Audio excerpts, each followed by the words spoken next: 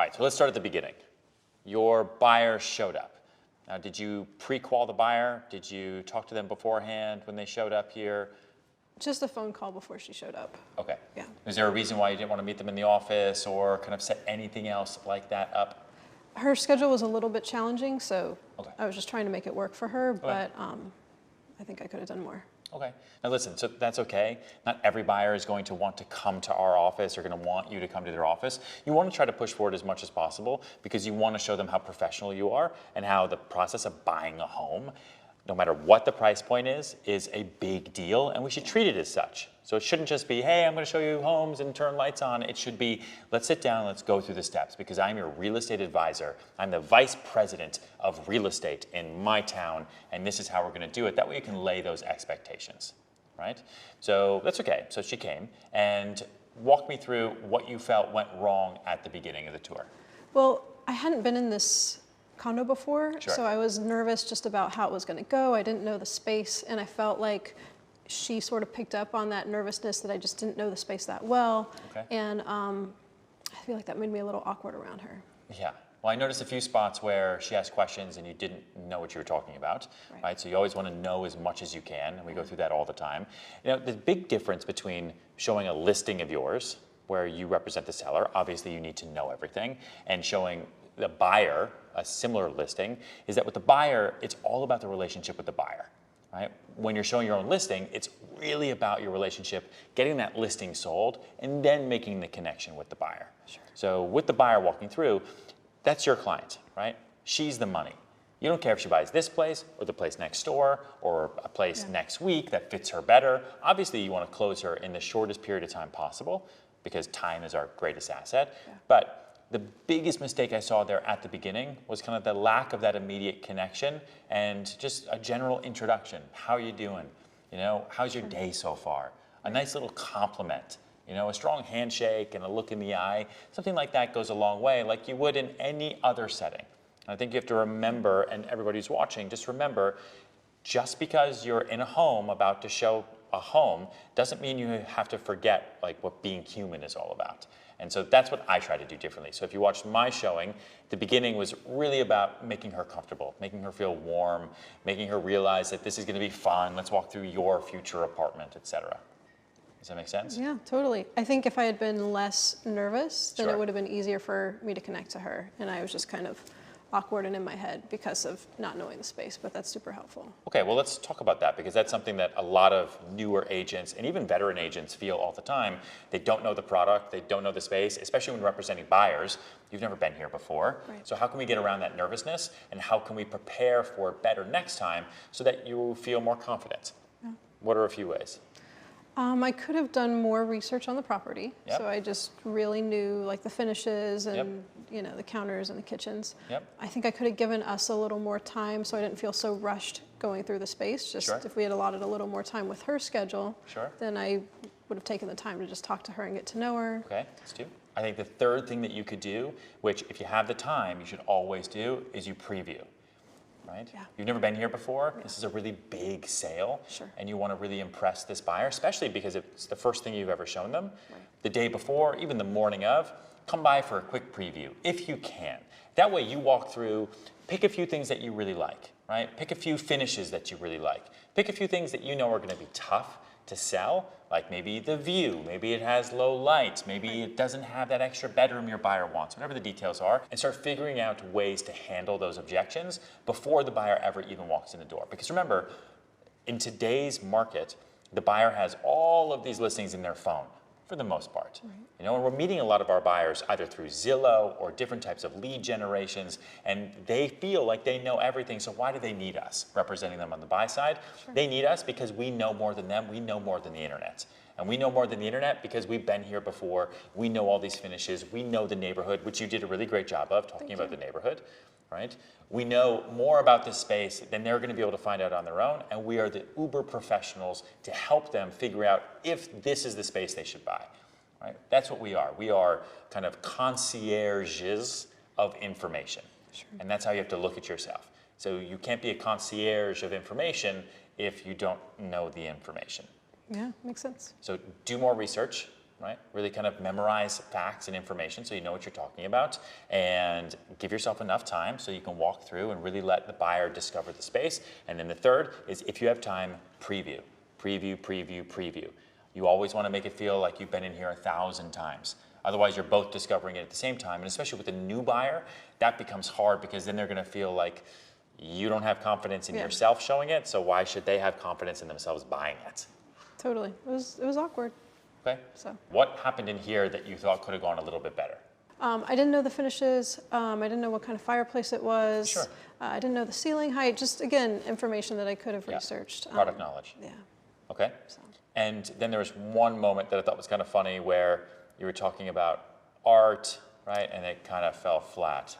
I think she told me about herself a bit, and I just sort of, because I was, again, up in my head, I kind of just brushed it off. Right. That's a great moment to start connecting with the client, to try to find something that maybe you have in common. Even if you don't have anything in common with her around art, if she's bringing up art or she likes the art, instead of just saying, yeah, it's cool art, or yeah, that's how they staged it, you can open up a conversation. Oh, do you have art in your current home? You know, are you looking for a space that has a lot of wall space for art? You know, what kind of artist do you like? I really like Picasso. You know, like, you have an open conversation and get her talking. Yeah. What you really want to do with buyers specifically is make a friend. Because again, people hate being sold, but they love shopping with friends. You want to make her a friend, you want to make her an advocate, and that's really what the best clients are. That way they're comfortable telling you all their secrets, everything that they really love about the space and hate about the space, and that's going to help you know what works for them, what doesn't work for them, to get them closer to the close. All right? Do you think that I totally messed it up with her, or can I still salvage that relationship? I think you can still salvage it. Okay. I think you will have to work really, really hard. Okay. And I think on the next place you show her, if she allows you to show her another place, you have to go preview it and you have to really know your stuff. Okay. And you have to bring her information and not let her be the driver. I think the biggest difference between the way you showed and I showed is I really drove the showing.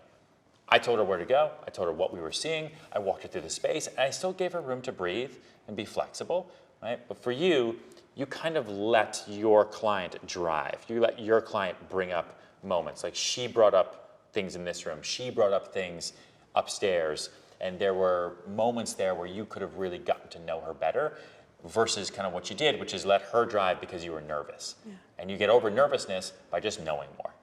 That's it.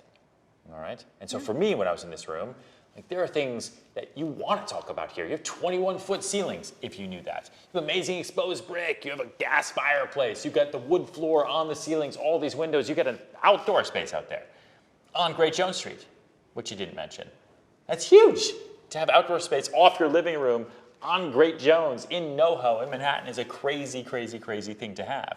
And there's a lot of things you could do with this space. And so you want to drive that conversation and get them excited, right? You're also selling enthusiasm, not just an apartment or a home. Sure. There was a great moment you had when you were walking by the stairs where your client said that it reminded her of her home in California. Yeah. And you kind of just acknowledged but brushed it past, right? That's a great moment to, again, find something in common, really get to know her and make her a friend.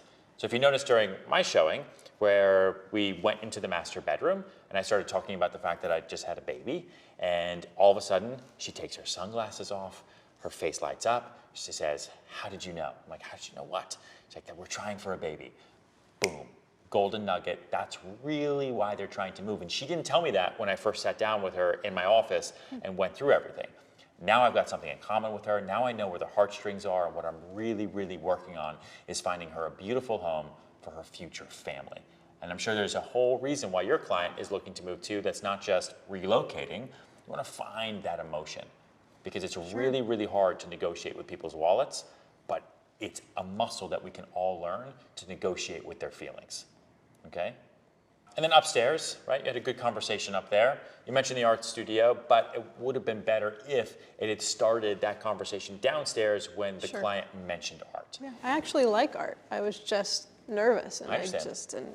Which is an easy fix. Yeah. Like, literally, every new agent out there, and even veteran agents who have trouble with buyers, they get nervous just because they don't know what they're talking about. Right. So if you know what you're talking about, you know, think about kind of any second showing you go on with somebody or third showing you go on with somebody. Once you finally get there, all that nervousness goes away because you've been in the home 2 or 3 times. You know exactly what they're looking for.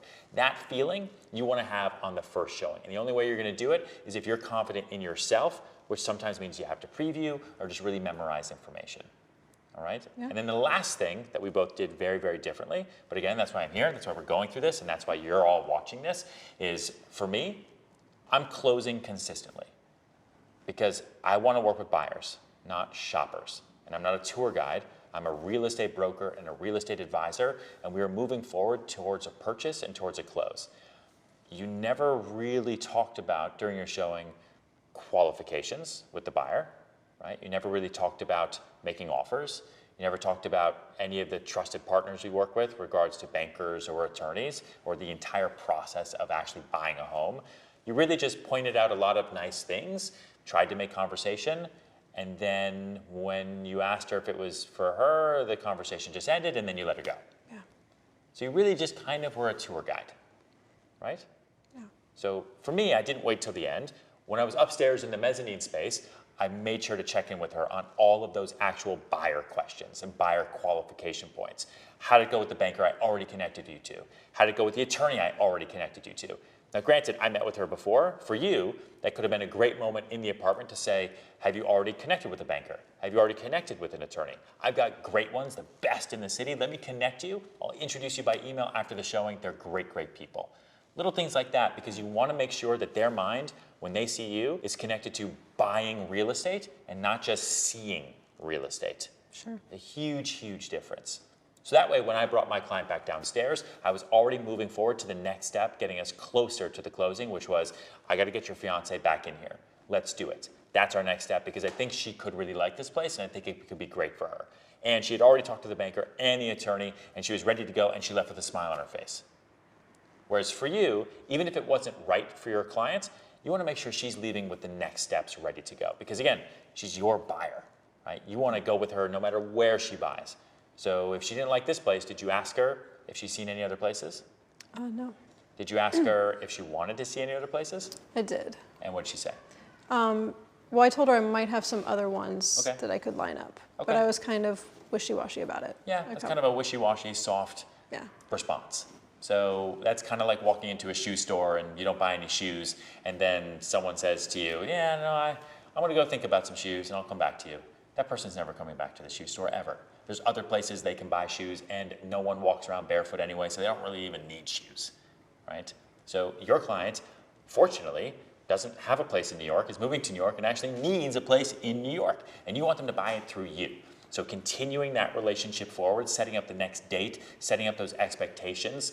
You don't have to close and demand offers on the spot, but you want to set up that closing early enough so that it's not this big scary thing at the end. So that way you're always talking about closing from the beginning. Make sense? Yeah. And then that's it. That, I think, as we went through all of those steps, those are the main points on how to really show a buyer and keep them as a buyer and either close them or make sure that they're your buyer client going forward. Make sense? Yeah, Did you learn something? definitely. Yeah, going forward, you're going to feel better? Yeah, I'm gonna do my homework. All right, good. And listen, you did a good job. There's a lot of good things you did. So be happy, right? Be positive. Everything's going to be great. You're going to make a lot of money in this business, and just keep following what we're talking about. And every showing you do, you're going to get a little bit better and a little bit better and a little bit better. And as we're talking about closings, that brings us up to our next video when we get to the really fun stuff. Let's learn how to negotiate.